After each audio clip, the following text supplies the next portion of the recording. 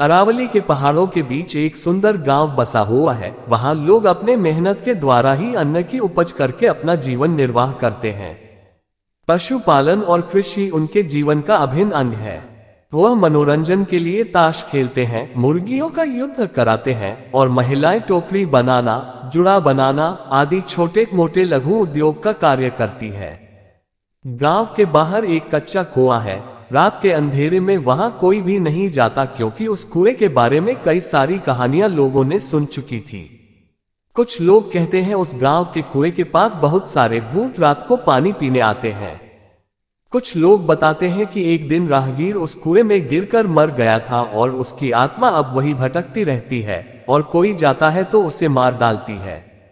न जाने कितनी ही कथाएं उस कुएं को लेकर बनाई गई थी, किंतु कोई भी व्यक्ति शाम के बाद उस रास्ते नहीं जाता और न ही उस कुएं के पास। एक दिन की बात है, गांव में लोग आपस में उस कुएं को लेकर बात कर रहे थे। उसमें एक लोहार भी शामिल था। उसने सभी की बातों को काटते हुए कहा कि भूत नहीं होता और मैं भूत को नहीं मानता हूं। लोग उसे डांटने लगे और उसे भूत होने का यकीन दिलाने लगे, किंतु लोहार डटकर उनका सामना करने लगा और कहने लगा कि भूत नहीं होता, मैं उस कुएं के पास जाकर सबको साबित करूंगा। लोहार रात को उस कुएं के पास जाने के लिए तैयार हुआ। उसने अपने हाथ एक कुल्हाड़ी भी ले ली। वह कुएं की ओर चल पड़ा। रात बीत गई लेकिन लोहार कभी नहीं आया। सवेरे उसका मृत शरीर कुएं में मिला। इसके बाद से भूत का डर पूरे गांव में लहर की तरह दौड़ गया। गांव के बच्चे अब शाम होते ही डर के मारे अपने माता पिता के पास पहुंच जाते। एक समय की बात है, एक फौजी अपने घर छुट्टी पर आया हुआ था। वह अपने बेटे को कहने लगा कि गांव के बाहर एक उनका मित्र रहता है, उनके वहां जाकर एक टोकरी ले आओ, सुबह हमें खेती के लिए जाना है। इस पर फौजी का बेटा अमृत डर से वहां जाने के लिए मना कर दिया। फौजी ने उसके डर का कारण जाना तो समझ में आया कि गांव में भूतों का भय है, जिसके कारण पूरा गांव रात के अंधेरे में बाहर ही नहीं निकलता। इस डर को अपने बेटे के जहन से दूर करने के लिए फौजी ने ठान लिया, क्योंकि वह फौजी का बेटा था और फौजी के सामने डर नाम की कोई चीज नहीं होती।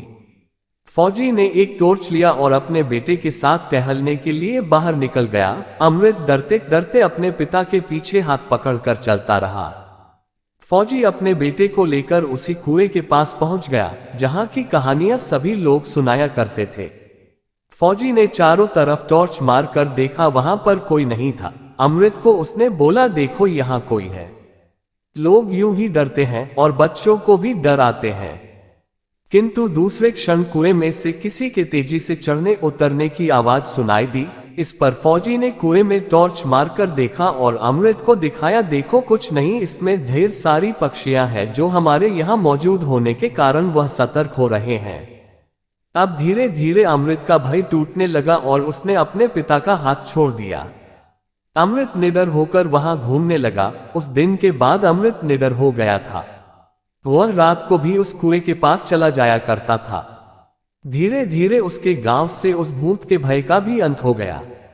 लोग